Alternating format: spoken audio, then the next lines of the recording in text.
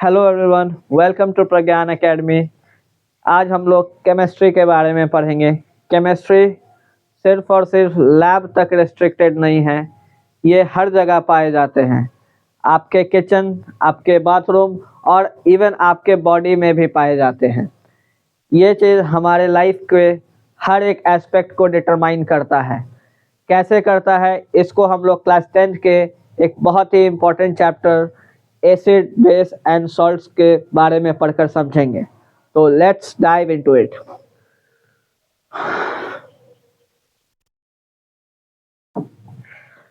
क्या आपने सोचा है कि एसिड जो होता है वो कैसा रहता है, बेस जो है वो कैसा रहता है, और सॉल्ट हम किसको कहते हैं? तो नींबू जो है अक्सर जो है हमें खट्टा स्वाद आता है, क्योंकि नींबू के अंदर कुछ केमिकल्स पाए जाते होंगे जिस वजह से खट्टा स्वाद आता है। तो वो कौन से केमिकल्स है? तो या सोप जो है वो टच करने पे हमको स्लिपरी महसूस होता है, तो ये भी केमिकल से ही बना हुआ है। तो वो किस टाइप का केमिकल हुआ? या फिर जो आपके खाने को क्रिस्पी बनाता है, पोटैटो चिप्स को क्रिस्पी बनाता है, उसमें भी केमिस्ट्री है। तो वो कौन से केमिकल्स है जो ये रोल अदा करते हैं? आइए इसके बारे में हम लोग समझेंगे। तो सबसे पहले हम लोग समझते हैं एसिड के बारे में। एसिड क्या है? जब एसिड का फिजिकल कैरेक्टरिस्टिक या फिजिकल प्रॉपर्टी आपसे पूछा जाएगा तो वो कैसा होता है? तो वो सार इन टेस्ट होता है। सार इन टेस्ट कहने का मतलब क्या है कि वो खट्टा स्वाद करता है। लेकिन सब कभी भी गलती से सभी एसिड को टेस्ट करने की गलती मत करिएगा। गलती से भी ये गलती नहीं होना चाहिए। क्यों? क्योंकि कुछ एसिड इतने ज़्यादा स्ट्रांग रहते हैं कि वो आपके टंग को जला सकते हैं। इट मीन्स एसिड का प्रॉपर्टी तो है कि वो सारीन टेस्ट है, वो खट्टा है, लेकिन सारा एसिड को टेस्ट नहीं किया जा सकता। तो फिर पता कैसे चलेगा कि वो एसिड है? कुछ तो कैरेक्टरिस्टिक और भी रहता होगा। तो बिल्कुल रहता है। तो सबसे पहले हम लोग जानते हैं कि एसिड कहाँ कहाँ पाया जाता है। तो एसिड हमारे फूड में पाया जाता है, और हर वो फूड में पाया जाता है जो कि खट्टा हो। ठीक है। एसिड जो होता है वो विनेगर में भी पाया जाता है। विनेगर भी एक तरीके का एसिड है। विनेगर में कौन सा एसिड पूछा जाएगा? तो विनेगर में एसिटिक एसिड है। क्लियर? उसी तरीके से टोमेटोज भी खट्टा होता है, तो उसमें कौन सा एसिड है? ऑक्जेलिक एसिड है। तो हर जगह एसिड पाया गया है। फिर आपसे पूछा जाएगा कि इमली में कौन सा एसिड है? तो उसमें टार्टरिक एसिड है। इवन जो मधुमक्खी जो आपको डंक मारती है वो भी आपके बॉडी में एसिड ही इंजेक्ट करती है। वो कौन सा एसिड रहता है? वो फॉर्मिक एसिड रहता है। क्लियर? तो आपको ये चीज याद रखना है कि कौन सा एसिड कहाँ किस में पाया जाता है। ठीक है, हम एक जगह लिख देते हैं। बी में फॉर्मिक एसिड रहेगा,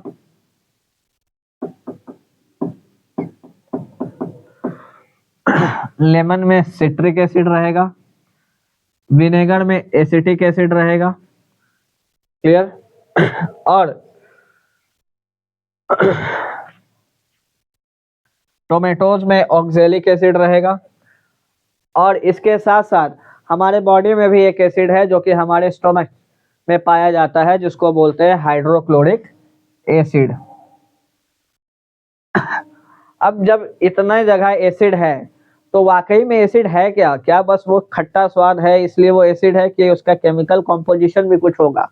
उसके अंदर क्या पाया जाता है जिस वजह से वो खट्टा हो जाता है? ठीक है। और क्या पाया जा रहा है जिस वजह से उसको एसिड बोला जा रहा है, बेस नहीं बोला जा रहा है? आइए इसके बारे में हम लोग समझते हैं। तो असल में एसिड में पाया जाता है हाइड्रोजन आयन। हाइड्रोजन आयन क्या होता है? जैसे कि दो तरीके के आयन्स होते हैं, एक अनायंस होते हैं और एक कटायंस होते हैं। अनायंस जो है वो क्या है? नेगेटिवली चार्ज है। एंड कटायंस जो है वो पॉजिटिवली चार्ज है। तो इसमें हाइड्रोजन आयन मौजूद है। ठीक है, पॉजिटिवली चार्ज आयन मौजूद है।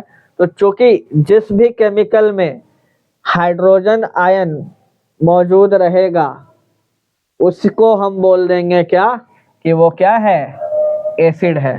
क्लियर।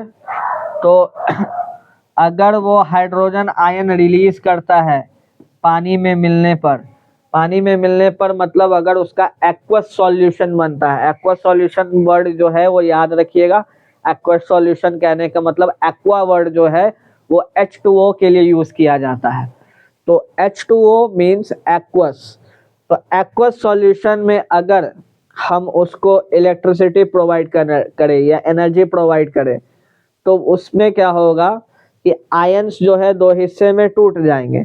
तो हाइड्रोजन आयन जब निकलेगा उसमें अलग से, तो कहेंगे कि वो क्या था, वो एसिड था। ठीक है। तो हाइड्रोजन आयन जो है हर एक एसिड में पाया जाता है, ये जो है आप याद रखिएगा। ठीक है। चलिए आगे बढ़ते हैं। अब तो एसिड के बारे में हम लोग एनसीईआरटी को भी एक बार रेफर कर लेते हैं, क्योंकि एनसीईआरटी बहुत ही इंपॉर्टेंट है हमारे लिए बोर्ड्स के पर्सपेक्टिव से।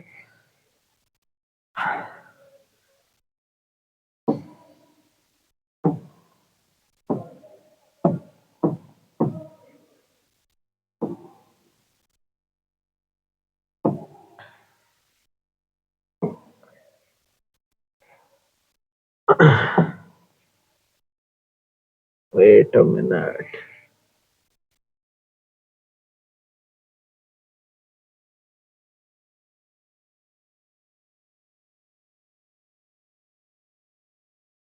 हाँ जी।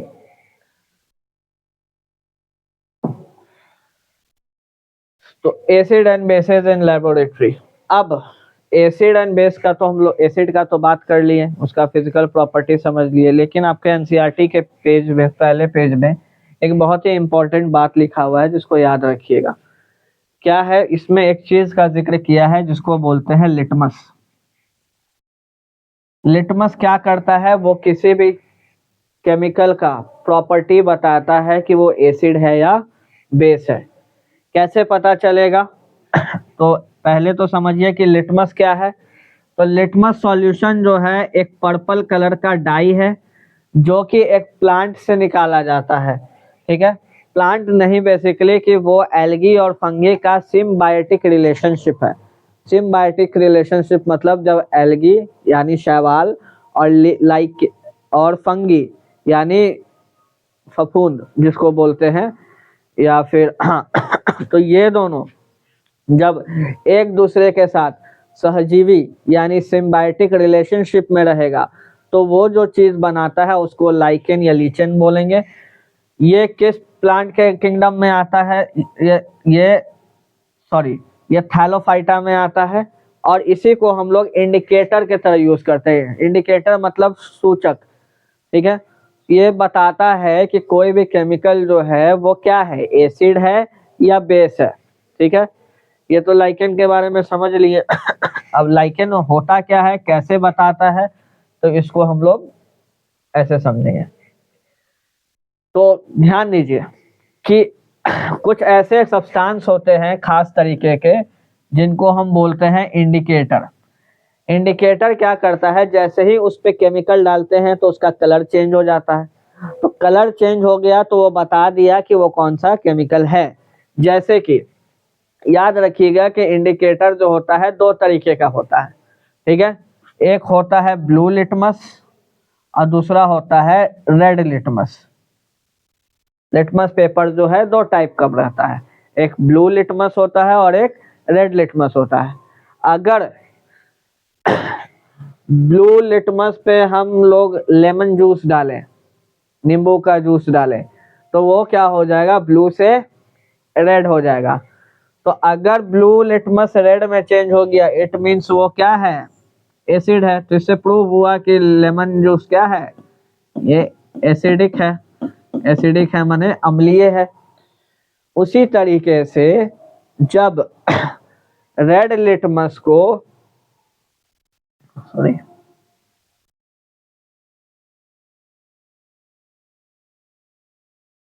उसी तरीके से रेड लिटमस पर जब सोप सॉल्यूशन डालेंगे, साबुन का पानी डालेंगे, तो वो क्या होगा, रेड से क्या हो जाएगा, ब्लू हो जाएगा। तो इससे पता चलेगा कि जो सोप है वो क्या हो गया, बेस हो गया। तो असल में लिटमस पेपर जो है एक जो है वो इंडिकेटर का एग्जाम्पल है। क्लियर। चलिए अब इसको याद करने का ट्रिक बता देते हैं। अक्सर जो है लोग कंफ्यूज हो जाते हैं कि ब्लू से रेड होगा तब एसिड होगा कि रेड से ब्लू होगा तब एसिड होगा। तो इसको याद रखिएगा ऐसे कि बी से जो है वो बेस है और बी से बाद में ब्लू हो गया। ठीक है, बाद में ब्लू हो गया तो बेस ब्लू हो जाएगा, बेस ब्लू हो जाएगा। ये लाइन याद रखिएगा तो आपको याद रहेगा कि एसिड क्या हो जाएगा, रेड हो जाएगा। और रेड हो रहा है तो इट मींस पहले ब्लू था लिटमस पेपर। ठीक। अब यहाँ पे सवाल उठता है कि अगर हम रेड लिटमस पे एसिड डाल देंगे तो क्या होगा। बिल्कुल सवाल उठता है, क्यों हम इसमें ब्लू पे ही डालें एसिड। तो जब रेड लिटमस पे एसिड डालेंगे तो कोई चेंज नहीं होगा। उसी तरीके से अगर ब्लू लिटमस पे बेस डालेंगे तो भी कोई चेंज नहीं होगा। क्लियर। तो ये तो हो गया लिटमस जो कि लाइकेन नाम के एक ऑर्गेनिज्म से मिलकर के बना है, से बनता है। लेकिन इसके अलावा भी और भी इंडिकेटर्स जो है वो नेचर में पाए जाते हैं। कौन कौन से वो इंडिकेटर है ये आपके एनसीईआरटी में मेंशन है। एनसीईआरटी को साथ लेकर के चलना है। क्यों? क्योंकि इसी से क्वेश्चंस बनते हैं बोर्ड्स में, ऑब्जेक्टिव क्वेश्चंस या फिर आपको वन वर्ड क्वेश्चन या वन लाइनर क्वेश्चंस बनते हैं। जैसे कुछ और नेचुरल इंडिकेटर्स होते हैं जैसे red cabbage. Red cabbage means लाल बंदा गोभी। फिर टर्मरिक, टर्मरिक मीन्स हल्दी। फिर कुछ फ्लावर्स के पेटल्स जो होते हैं जैसे कि हाइड्रेंजिया, पेटूनिया और जेरेनियम। ये तीन जो नाम है वो याद रखिएगा। बहुत लोग जो है वो भूल जाते हैं, इस पे ध्यान नहीं देते हैं। आपके एनसीईआरटी में जहाँ पे भी डू यू नो करके इस टाइप का बॉक्स बनाया हुआ होगा, इससे क्वेश्चन बनते हैं और अक्सर बहुत सारे बच्चे लोग इसको इग्नोर कर देते हैं। तो इसको इग्नोर नहीं करना है। क्लियर। आगे बढ़े। तो एक इंडिकेटर तो ये हो गया। कुछ इंडिकेटर ऐसे होते हैं जो कलर नहीं चेंज करते, स्मेल पैदा करते हैं, उसको बोलते हैं ऑल्फैक्टरी इंडिकेटर। ऑल्फैक्टरी वर्ड जो है वो स्मेल के लिए यूज होता है। क्लियर। तो ऑल्फैक्टरी इंडिकेटर कौन से हो गए? वनीला हो गए। वनीला जो होता है एक तरीके का ऑल्फैक्टरी इंडिकेटर हुआ।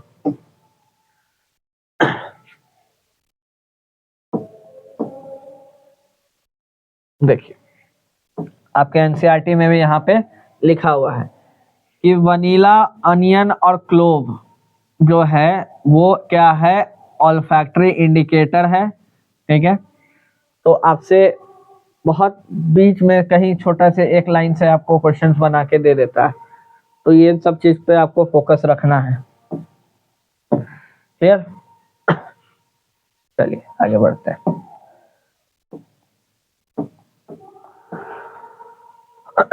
अब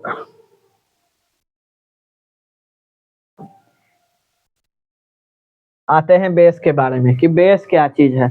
तो जिस तरीके से हाइड्रोजन आयन पाया गया था एसिड में, उसी तरीके से बेस में पाया जाएगा hydro oxide ion. Hydro oxide ion को वो OH के फॉर्म में OH माइनस से डिनोट करते हैं। OH माइनस से डिनोट करते हैं। और जो भी बेस रहेगा वो जो कैसा रहेगा, वो बिटर रहेगा। बिटर मतलब होता है वो कड़वा रहेगा। उसका टेस्ट कैसा रहेगा? कड़वा रहेगा। तो जिस तरीके से सारे एसिड को फिजिकली टेस्ट नहीं करना चाहिए खा करके, उसी तरीके से सारे बेस को भी खा करके टेस्ट नहीं करना चाहिए, क्योंकि वो आपके लिए हार्मफुल होगा। तो फिर एसिड को, बेस को भी टेस्ट करने के लिए इंडिकेटर हुए। जैसे एक इंडिकेटर हम लोग पढ़ चुके लिटमस कि बेस को कैसे करते हैं। तो बेस का केमिकल कैरेक्टरिस्टिक जब पूछा जाएगा तो आपको बोलना होगा कि उसमें हाइड्रो ऑक्साइड आयंस पाए जाते हैं। ये सारे बेसिस में कॉमन रहते हैं। ये कब होंगे? जब एक्वस सॉल्यूशन बनाएंगे। एक्वस सॉल्यूशन कहने का मतलब है जब हम सोप को पानी में डिसॉल्व करेंगे या किसी भी बेस को पानी में डिसॉल्व करेंगे और उसका इलेक्ट्रोलाइसिस करेंगे, तो इलेक्ट्रोलाइसिस करने पे OH आयन निकलेगा। OH आयन निकला, इट मीन्स क्या है कि वो बेस है। अब कुछ कुछ बेस, सारे बेस नहीं, नोट कीजिएगा यहाँ पे, कुछ कुछ बेस ऐसे होते हैं जो वाटर में डिसॉल्व होते हैं, पानी में घुल सकते हैं। ऐसे बेस जो पानी में घुल सकते हैं उनको बोलते हैं अल्कली, अल्कलीज। बेस जो होते हैं सोपी और स्लिपरी टू टच होते हैं, तो बेस कहाँ कहाँ पाया जाएगा? तो सोप बनाने में पाया जाएगा, बेकिंग सोडा या जो cleaning detergent, liquid cleaning detergent होते हैं वो सब बनाने में पाया जाएगा, और भी बहुत जगह पाया जाएगा जिसके बारे में हम लोग आगे पढ़ेंगे। आई होप आप लोग को समझ में आ रहा होगा। अगर कोई भी दिक्कत है तो कमेंट सेक्शन में आप लोग अपने डाउट्स लिख सकते हैं। क्लास 10th के एग्जाम आने वाले हैं तो सीरियसली आप लोग पढ़ाई कीजिए, एनसीईआरटी के एक एक लाइन पे फोकस करिए, और जो भी डाउट हो आप लोग कमेंट सेक्शन में पूछ सकते हैं।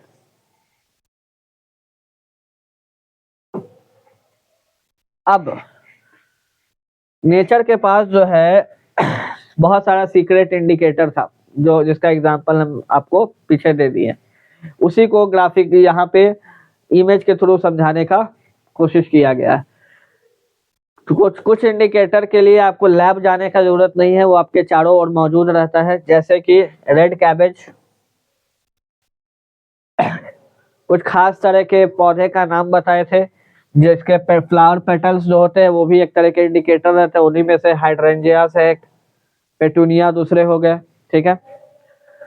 फिर आपने नोटिस किया होगा कि अगर आपके कपड़े पे, व्हाइट कपड़े पे जो है सब्जी गिर गया खाते वक्त, तो येलो रंग का दाग हो गया या थोड़ा दाग हो गया। अब जब आप उसको डिटर्जेंट से खींचने जाइएगा, धोने जाइएगा, तो वो क्या होगा कि वो जो है चेंज कर देगा, कलर चेंज हो जाएगा। कलर चेंज हो जाएगा तो पता चला कि वो कौन सा कलर हो गया, और ब्राउन कलर का दाग लग गया। तो अब समझ में नहीं आ रहा कि इस दाग को कैसे मिटाए। तो यहाँ पे असर कलर चेंज क्यों हुआ? तो याद करिए कि हम लोग पहले चैप्टर में पढ़े थे कि जब भी कलर चेंज होता है इट मींस केमिकल रिएक्शन हुआ है। सारा का सारा केमिस्ट्री सब एक दूसरे से रिलेटेड है, तो पीछे वाला कॉन्सेप्ट हर जगह अप्लाई होगा, याद रखिएगा ये चीज। तो असल में क्या हुआ है कि यहाँ पे टर्मरिक जो है वो नेचुरल इंडिकेटर हुआ। जो करी गिरा था सब्जी में, जो आपको हल्दी पड़ा हुआ था, वो हल्दी जो है सोप के साथ रिएक्ट कर गया, और जैसे ही सोप के साथ रिएक्ट कर गया तो वो रेडिश ब्राउन कलर का कलर चेंज कर दिया। इट मीन्स यहाँ से समझ में आया कि टर्मरिक जो है वो नेचुरल इंडिकेटर है, और टर्मरिक में जब भी बेस को मिलाएंगे तो वो कलर चेंज करके क्या बना देगा? रेडिश ब्राउन कलर का, रेडिश ब्राउन कलर में चेंज हो जाएगा। क्लियर? कोई दिक्कत? चलिए आगे बढ़ते हैं। अब ये तो हो गया कि फिजिकली जो होता है वो एसिड और बेस कैसे होता है, लेकिन केमिकल नेचर उनका कैसा होता है इसके बारे में हम लोग पढ़ेंगे। तो याद रखिएगा कि जब किसी एसिड, लेमन जो है उसमें सिट्रिक एसिड पाया जाता है, तो ये एक तरीके का एसिड हो गया। एसिड को जब सोप जो हो गया वो एक तरीके का बेस हो गया। बेस को जब रिएक्ट कराए, जैप मीन्स रिएक्ट हुआ दोनों के बीच में, तो सॉल्ट और वाटर बना। वाटर को का फॉर्मूला होता है H2O। अब यहाँ पे एक चीज आ गया, नया चीज, कि भाई ये सॉल्ट क्या, खाने वाला नमक बन जाएगा क्या? कि हम घर पे साबुन लेंगे और अगर किचन में नमक नहीं रहेगा तो साबुन पे नींबू डाल देंगे, नमक बन गया, उसको सब्जी में डाल देंगे, ठीक है, या किसी सैलेड में डाल देंगे वो सॉल्यूशन। तो नहीं, ऐसा नहीं है। यहाँ पर जो सॉल्ट है, केमिस्ट्री के लैंग्वेज में सॉल्ट सिर्फ एडिबल सॉल्ट क्यों नहीं बोलते हैं? केमिस्ट्री के लैंग्वेज में सॉल्ट क्या होता है, जब भी पॉजिटिव आयन जैसे कि Na+, ये पॉजिटिव आयन है, ऑब्वियस सी बात है पॉजिटिव आयन है, और दूसरा कोई नेगेटिव आयन जैसे Cl-, तो पॉजिटिव और नेगेटिव एक दूसरे को अट्रैक्ट करता है, अट्रैक्ट करेगा तो दोनों के बीच में क्या होगा, एक दोनों चिपक जाएगा, बॉन्ड क्रिएट होगा। इस तरह के बॉन्ड के वजह से दोनों जो है जुड़ जाएगा। इस तरह के बॉन्ड को बोलते हैं आयनिक बॉन्ड। आयनिक बॉन्ड बनने से उसके वजह से ये दोनों जो है जुड़ गया और एक मॉलिक्यूल को फॉर्म किया, जिसको बोलेंगे नमक यानी सॉल्ट। तो NaCl सॉल्ट तो हम लोग कंज्यूम कर सकते हैं। क्या कोई और ऐसा सॉल्ट है?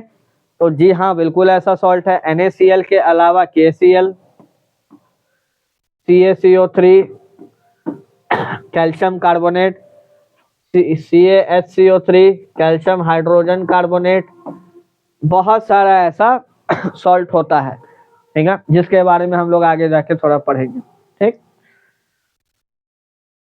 इसको हम लोग NCERT के थ्रू भी समझ लेते हैं।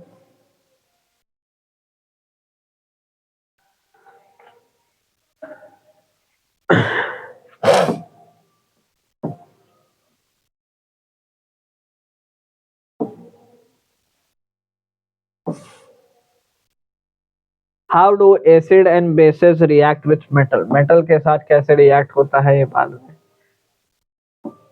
पहले एक दूसरे के साथ। हाँ, ये देखिए एसिड और बेस एक दूसरे के साथ कैसे रिएक्ट होता है।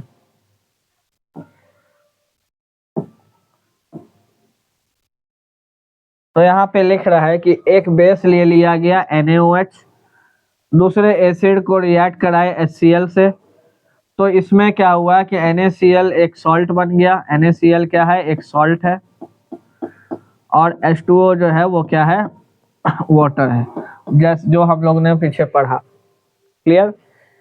तो कोई भी बेस और कोई भी एसिड को मिलाएंगे तो हमेशा सॉल्ट और वाटर बनेगा। अब सॉल्ट वो कोई भी हो सकता है, जरूरी नहीं है कि NaCl ही रहेगा, कोई और अगर सॉल्ट लेंगे तो कुछ और भी बन सकता है।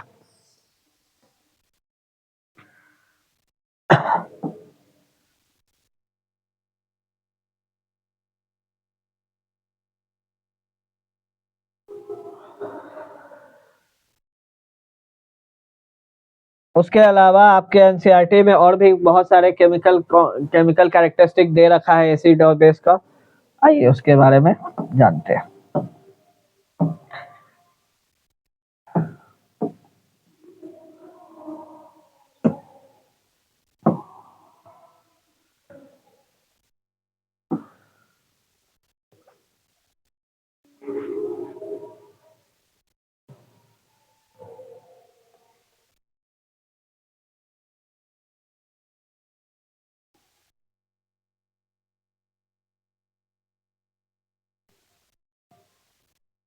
हाँ, ध्यान दीजिए, अगर एसिड को मेटल के साथ रिएक्ट कराया जाएगा तो क्या होगा। एसिड और बेस को जब हम लोग मेटल के साथ रिएक्ट कराएंगे तो क्या होगा। तो याद कीजिए कि फर्स्ट चैप्टर में एक इक्वेशन लिखा हुआ था कि HCl में, HCl मीन्स क्या है, वो एक एसिड है, एसिड है। इस एसिड में जब जिंक ग्रेन्यूल डाले, जिंक ग्रेन्यूल मतलब होता है जब जस्ता का छोटा छोटा पार्टिकल्स को डाले, तो क्या हुआ, इन दोनों के बीच रिएक्शन हुआ और एक गैस निकला। गैस निकला, it means evolution of gas हुआ। तो जब भी इवोल्यूशन ऑफ गैस हुआ, इट मींस कि कोई केमिकल रिएक्शन हुआ, और केमिकल रिएक्शन होने पे ये क्या बनाएगा, ये एक सॉल्ट बनाएगा ZnCl2, और साथ में हाइड्रोजन गैस जो है इवॉल्व होगा। ये एरो जब भी ऊपर की ओर डिनोट किया जाता है तो इसका मतलब है कि हाइड्रोजन गैस के गैसियस फॉर्म में वो बाहर निकल रहा है। ये ZnCl2 जो है एक तरीके का क्या है, सॉल्ट है। इसमें Zn+ और Cl2- जो है एक साथ जुड़ा। क्लियर?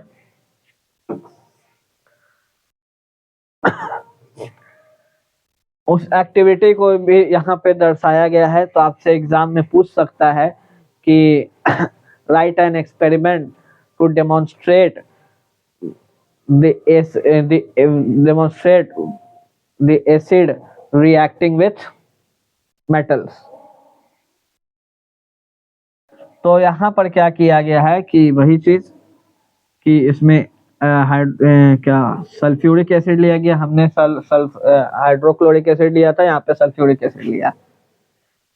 तो सल्फ्यूरिक एसिड में जब जिंक ग्रैन्यूल्स डाले तो इससे हाइड्रोजन गैस निकला। हाइड्रोजन गैस इधर से होते हुए सोप बबल में गया।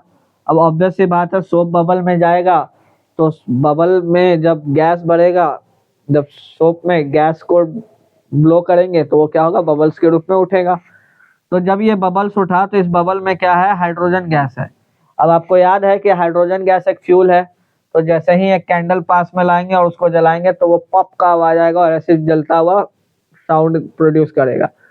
ठीक है, तो ये जो एक्टिविटी है ये डेमोन्स्ट्रेट किया कि हाइड्रोजन गैस इवॉल्व हुआ। ठीक है, चेक कैसे हुआ कि हाइड्रोजन गैस इवॉल्व हुआ कि जब उसको कैंडल के पास लाएं तो वो फ्लेमेबल हो गया, और ये फ्लेमेबल है इसका मतलब वो हाइड्रोजन गैस है। नेक्स्ट केमिकल रिएक्शन देखते हैं।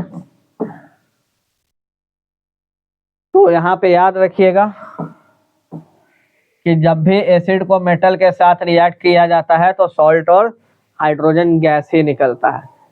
सेम चीज बेस में भी होता है। तो अगर एसिड को सॉरी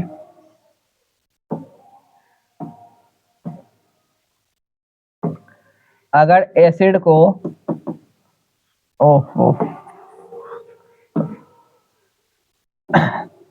अगर बेस को भी रिएक्ट किया जाए किसके साथ, मेटल के साथ, तो भी सेम चीज बनेगा। क्या बनेगा, सॉल्ट और हाइड्रोजन गैस इवॉल्व होगा। क्लियर, याद रखिएगा इसमें हाइड्रोजन गैस निकल रहा है। जब एसिड को बेस से कराए थे तो सॉल्ट के साथ वाटर निकला था, लेकिन जब एसिड को मेटल के साथ कराएंगे या बेस को मेटल के साथ कराएंगे रिएक्ट, तो हाइड्रोजन गैस निकलेगा और सॉल्ट तो बनेगा ही बनेगा। क्लियर, तो जितना भी केमिकल रिएक्शन लिखा हुआ है इस ब्लू कलर से आपके एनसीईआरटी में, वो आपके एग्जाम के पर्सपेक्टिव के लिए बहुत ही इंपॉर्टेंट हो जाता है। तो यहाँ पे NaOH मीन्स सोडियम हाइड्रोक्साइड को जिंक के साथ रिएक्ट करवाएं तो जिंक सोडियम जिंकेट बना और हाइड्रोजन गैस बना। क्लियर,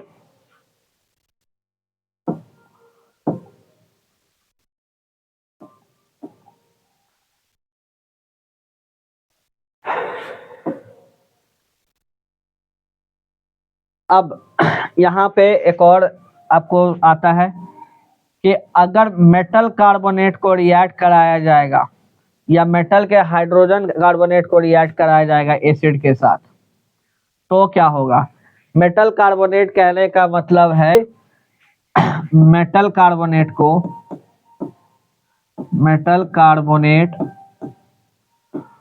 को रिएक्ट कराएंगे किसी भी एसिड के साथ, कोई भी एसिड के साथ जब रिएक्ट कराएंगे तो वो क्या बना देगा, वो सॉल्ट तो बनाएगा ही बनाएगा। ठीक है, तो यहाँ पे NaCl जो हो गया वो सॉल्ट हो गया, वाटर बना देगा साथ में, और साथ में कार्बन डाइऑक्साइड बना देगा। अब ये कोई भी मेटल कार्बोनेट ले लीजिए, कोई भी एसिड ले लीजिए, हमेशा यही तीन चीज बनेगा।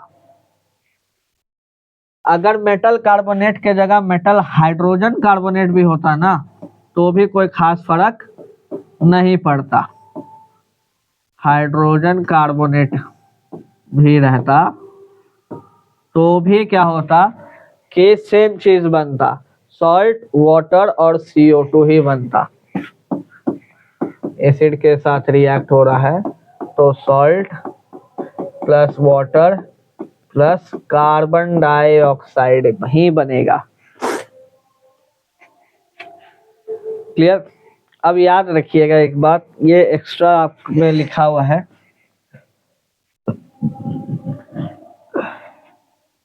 कि कैल्शियम हाइड्रोक्साइड को जब कार्बन डाइऑक्साइड के साथ रिएक्ट करेंगे तो क्या होगा, तो CaCO3 का COCO3 यानी कैल्शियम कार्बोनेट बनेगा और क्या बनेगा, वाटर बनेगा। तो कैल्शियम हाइड्रोक्साइड क्या हो गया, ये बेस हो गया, ये कार्बन डाइऑक्साइड, तो बेस को कार्बन डाइऑक्साइड से रिएक्ट करा रहे हैं तो इसमें सॉल्ट बना, और ये क्या बन गया, वाटर बन गया। क्लियर। हर एक रिएक्शन को एनसीईआरटी से ही आपके सामने दिखा दिया जा रहा है ताकि आपको याद हो जाए देख करके, और ये चीज इंपॉर्टेंट है। कैसे एग्जाम में दे देगा, एग्जाम में फिल इन द ब्लैंक्स के तौर पे दे देगा कि पूरा इक्वेशन लिखा और इसको एमिट कर दिया और बोला कि इसमें भरिए कि जो भी केमिकल्स हो गए इसमें।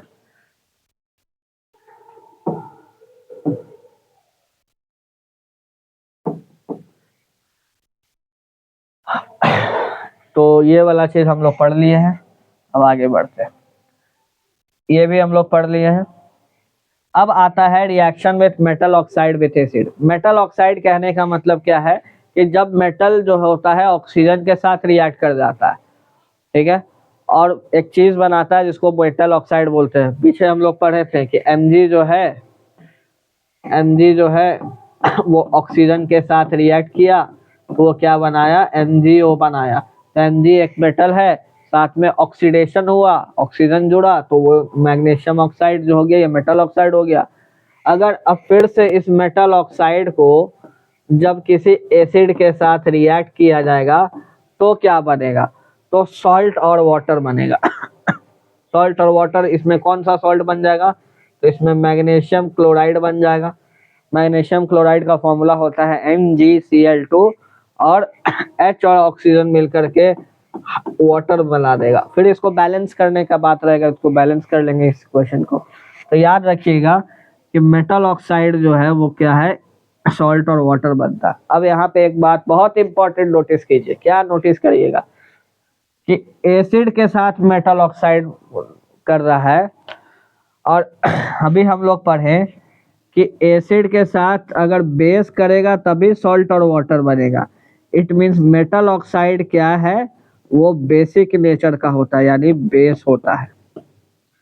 क्लियर, ये यही से आया, बेस और एसिड मिलके सॉल्ट वाटर बन रहा है। यहाँ सॉल्ट वाटर है, ये एसिड है, इसमें मेटल ऑक्साइड क्या हो जाएगा, वो बेसिक नेचर का होगा।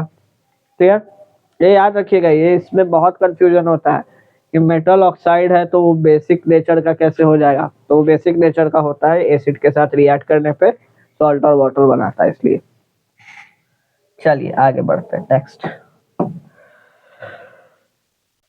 सिमिलरली क्या होगा, जब बेस के साथ भी चेक किया जाएगा तो नॉन मेटल ऑक्साइड जो हो जाएगा, अब नॉन मेटल ऑक्साइड जो है वो अपने आप में क्या होगा, एसिडिक नेचर का होगा। क्यों, क्योंकि बेसिक नेचर का तो मेटल ऑक्साइड था, तो एसिड से तो रिएक्ट नहीं करेगा। एसिड किससे रिएक्ट करेगा, बेस से रिएक्ट करेगा। तो जब ये किसी बेस से रिएक्ट करेगा तो ये क्या बनाएगा, सॉल्ट के साथ वाटर बना देगा, H2O बनाएगा। क्लियर, तो reaction with non metallic oxide में भी वही बात लिखा हुआ है। क्लियर, क्यों होगा ये चीज हम आपको बता दिए हैं। अगर कोई भी डाउट होगा तो आप लोग कमेंट सेक्शन में लिख सकते हैं। चलिए अब आगे बढ़ते हैं।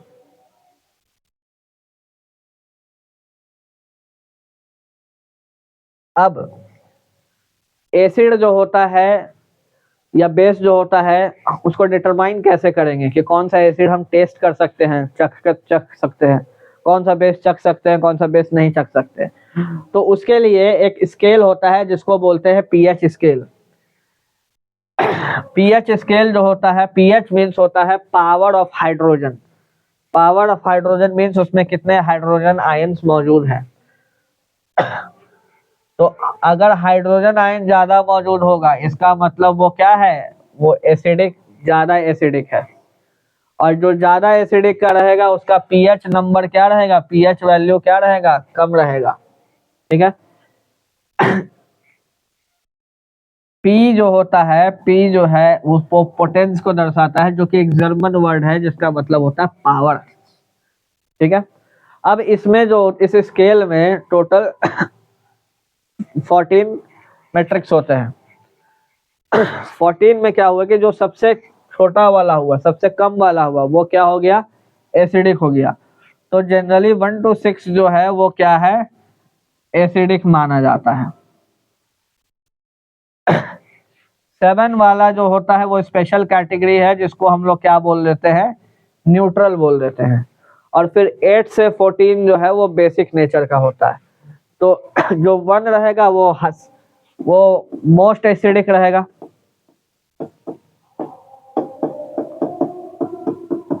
और जिसका पीएच वैल्यू 14 रहेगा वो मोस्ट बेसिक रहेगा। मतलब दोनों एक्सट्रीम पे है। क्लियर।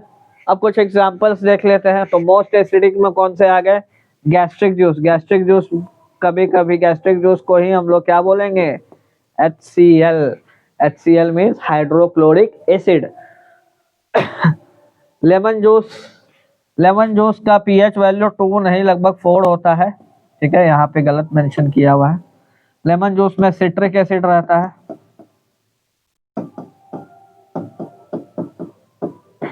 अब जो 1 2 जो है वो स्ट्रॉन्ग एसिड हुआ, क्योंकि इसका पीएच वैल्यू जो है वो कम है, तो सबसे ज्यादा एसिडिक हुआ। तो जो ज्यादा एसिडिक है वो हम लोग के लिए कंज्यूम करना सेफ नहीं है। ठीक है, और इतना ज्यादा एसिडिक तो आपके स्किन को जला सकता है। तो जो तेजाब होता है, आप लोगों ने सुना होगा तेजाब के बारे में, जो स्किन को जला देता है। ठीक है, वो जो होता है वो असल में सबसे ज्यादा एसिडिक होता है।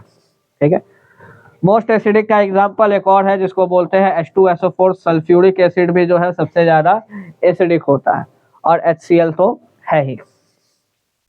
जो कम एसिडिक है, यानी जिनका पीएच वैल्यू लगभग 4 5 और 6 है, उसको कंज्यूम किया जा सकता है।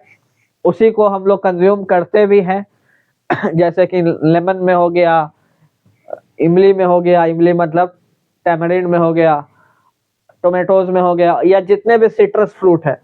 सिट्रस फ्रूट माने खट्टे फल हो गए, जैसे कि ऑरेंजेस, वो सारे चीज। 7 में पीएच वैल्यू जो रहता है वो न्यूट्रल रहता है। मतलब ये इसका स्वाद ना ही तो खट्टा रहेगा और ना ही कड़वा रहेगा, वो न्यूट्रल रहेगा। तो न्यूट्रल का सबसे बेस्ट एग्जांपल है क्या, प्योर वाटर। ब्लड जो है वो स्लाइटली बेसिक इन नेचर का रहता है, तो उसका पीएच वैल्यू इसके आसपास ही रहता है, लेकिन आमतौर से उसको भी न्यूट्रल ही मानते हैं।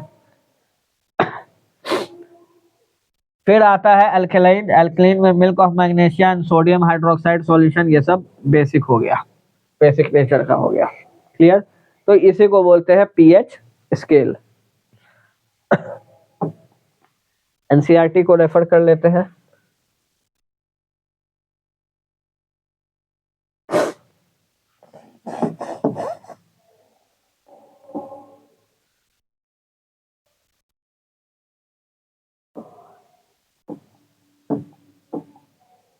ये देखिए आपने पीएच स्केल के बारे में लिखा हुआ है यहाँ पे। प्योर ब्लड भी जो है वो न्यूट्रल ही आता है। ठीक है, ये चीज आपको याद रखिएगा, आपसे पूछ देता है ये चीज। लेमन जूस का 2.2 होता है, सॉरी माय मिस्टेक, हम 4 बोल दिए थे, 2.2 होता है, वो कंज्यूम होता है। 1 जो रहता है वो हाईएस्ट होता है, वो कंज्यूम किया जा सकता है। अब नेक्स्ट टॉपिक पे आते हैं कि जो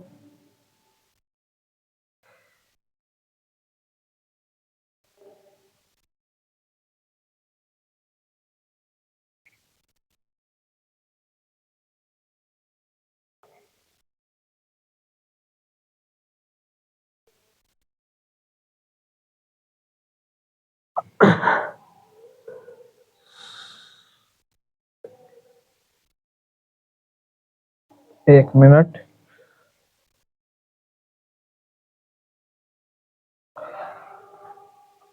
importance of pH in everyday life. तो इम्पोर्टेंस ऑफ पीएच क्या है हमारे रोजमर्रा की जिंदगी में, पीएच स्केल क्यों इम्पोर्टेंस रखता है। तो सबसे पहला एग्जांपल आता है कि कुछ प्लांट्स और एनिमल्स जो होते हैं, सारे प्लांट्स और एनिमल जो होते हैं वो सेंसिटिव होते हैं, किसको लेकर के, एसिड और बेसिस को लेकर के। कुछ प्लांट्स जो है एसिडिक मीडियम में नहीं उग पाएंगे, उनको बेसिक मीडियम चाहिए होता है। तो इसीलिए जो एसिड रेन होता है इससे प्लांट्स को बहुत ज़्यादा हार्म पहुंचता है। उसी के साथ साथ बहुत सारे एक्वेटिक एनिमल्स जो होते हैं या रिवर में रहना जो होता है उनके लिए मुश्किल हो जाएगा अगर रिवर वो क्या हो जाए, एसिडिक हो जाए। फिर आपके सॉइल का जो पीएच वैल्यू है वो भी क्या रहना चाहिए, स्लाइटली कैसा रहना चाहिए पीएच वैल्यू, ग्रो करने के लिए बहुत ज्यादा जरूरी है। तो उसका पीएच रेंज जो है न्यूट्रल से थोड़ा एसिडिक होना चाहिए, बहुत ज्यादा एसिडिक भी नहीं। ठीक है, चलिए हमारे डाइजेस्टिव सिस्टम में गैस्ट्रिक जूस में HCl पाया जाता है जो कि हाइड्रोक्लोरिक एसिड है। उसका काम क्या है, उसका काम है पेट में जो भी बैक्टीरिया जाते हैं आपके खाने के साथ, ठीक है, तो उसको मारना। तो HCl का यही काम है, उसी को गैस्ट्रिक जूस भी बोलते हैं। अब कभी कभी क्या होता है कि आप बहुत बाजार गए, चाट फुचका बहुत ज़्यादा खा लिए, तो पेट में क्या होता है, बहुत ज़्यादा एसिड बनने लगता है, HCl बनना लगता है। तो इस वजह से पेट में थोड़ा सा जलन महसूस होता है, इसी जलन को बोलते हैं एसिडिटी। तो जो एसिडिटी होता है, इस एसिडिटी को खत्म करने के लिए, न्यूट्रलाइज करने के लिए, पेट में एसिड है, हमको एसिड को खत्म करना है, तो क्या करेंगे, ऊपर से और एसिड पिएंगे? नहीं, एसिड का उल्टा क्या डालेंगे, बेस डालेंगे। तो जब एसिड और बेस मिलेगा तो वो क्या बनाएगा, सॉल्ट और वाटर बनाएगा। क्लियर? तो सॉल्ट और वाटर जो है पेट में बनाया, मतलब एसिड क्या किया, बेस के साथ मिला और सॉल्ट वाटर बनाया, बेस एसिड के इम्पैक्ट को न्यूट्रलाइज कर दिया। इसलिए इस तरह के रिएक्शन को बोलेंगे न्यूट्रलाइजेशन रिएक्शन। फिर न्यूट्रलाइजेशन रिएक्शन में कौन सा चीज रहता है जो हम पीते हैं, इनो पीते हैं, तो उसमें क्या रहता है, तो उसमें याद रखिएगा मैग्नीशियम हाइड्रोक्साइड यानी मिल्क ऑफ मैग्नीशिया रहता है। ये माइल्ड बेस है, बहुत स्ट्रॉन्ग बेस नहीं है। फिर हमारा टूथ डिके माने जो दांत सड़ जाता है। तो जो भी हम लोग खाना खाते हैं तो उस खाने को पचाने के दौरान जब हम च्यू कर रहे हैं तो एक बहुत ही वीक एसिड बनता है सलाइवा के साथ रिएक्शन होने पर, जो कि हमारे दांत के साथ चिपकने पे उसके दांत का जो ऊपर का परत होता है जिसको इनेमल बोलते हैं, उसको वो कोरोजन करता है। एसिड जो होता है वो कोरोजन करता है, ये हम लोग फर्स्ट चैप्टर में पढ़े थे। तो कोरोजन करता है, उस कोरोजन के वजह से इनेमल जो होता है वो धीरे धीरे खत्म होते रहता है और दांत में एक छोटा सा छेद बनता है। छेद बनेगा तो और खाना फंसेगा, और खाना फंसेगा तो और ज्यादा एसिड बनेगा, और ज्यादा एसिड बनेगा तो कैविटी और बड़ा होते चला जाएगा। तो पीएच के वजह से ही क्या होता है, दांत में मेरे को क्या होता है, कैविटी होता है। ठीक है, अब इसको साफ करना है तो एसिड है माउथ में, टीथ पर एसिड एक्यूमुलेटेड है, तो एसिड को न्यूट्रलाइज करने के लिए क्या डालेंगे, बेस। तो हमारे टूथपेस्ट में क्या रहता है, असल में बेस ही रहता है। अब याद रखिएगा कि ये कोई भी बेस हो सकता है। पहले के ज़माने में जो थे वो लोग ज़्यादा पढ़े लिखे तो नहीं थे लोग, लेकिन उनको पता था कि कैसे दांत को साफ रखना है। तो नीम का दतमन लेते थे, नीम का लकड़ी लेते थे और उससे अपना दांत साफ करते थे। भले ही उससे वो झाग नहीं होता था, वो फोम नहीं होता था, लेकिन उससे दांत जो है ज़्यादा बेहतर तरीके से साफ होता था। ठीक है, ये तो एडवर्टाइजमेंट और मार्केटिंग का ज़माना है जिसमें आपको ऐसा महसूस कराया गया कि जब तक झाग नहीं दिखेगा मतलब तब तक साफ नहीं हो रहा है। तो ऐसा नहीं है। ठीक है, कोई भी बेस से आपका दांत जो है वो साफ हो सकता है। फिर कुछ प्लांट्स और एनिमल जो होते हैं वो एसिड को अपने सेल्फ डिफेंस के लिए यूज कर सकते हैं। केमिकल वॉरफेयर समझ लीजिए कि केमिकल को यूज करते हैं अपने डिफेंस के लिए। जैसे कि बी स्टिंग के बारे में बताए थे कि बी के डंक में, मधुमक्खी के डंक में फॉर्मिक एसिड पाया जाता है।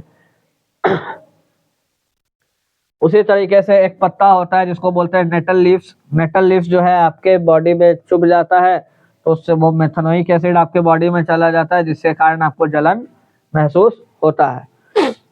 अब ऐसे बात है कि आपको जब भी ये चीज एसिड आपके बॉडी में गया तो आपको न्यूट्रलाइज करने के लिए ऊपर से बेस लगाना पड़ेगा। तो बेकिंग सोडा लगाने से ठीक हो जाएगा।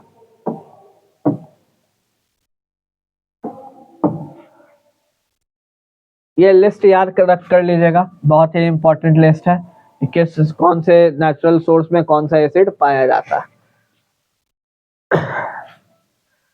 तो एसिड बेस यहाँ कंप्लीट हुआ। सॉल्ट्स के बारे में हम लोग अगले क्लास में पढ़ेंगे। जो भी डाउट्स है आप लोग कमेंट सेक्शन में लिख सकते हैं। उम्मीद करते हैं कि आपको क्लास अच्छा लगा होगा। अच्छा लगा होगा तो लाइक, शेयर एंड सब्सक्राइब, और अगर कुछ फीडबैक देना चाहते हैं तो बेशक आप लोग का स्वागत है। Thanks a lot, thank you, नमस्ते।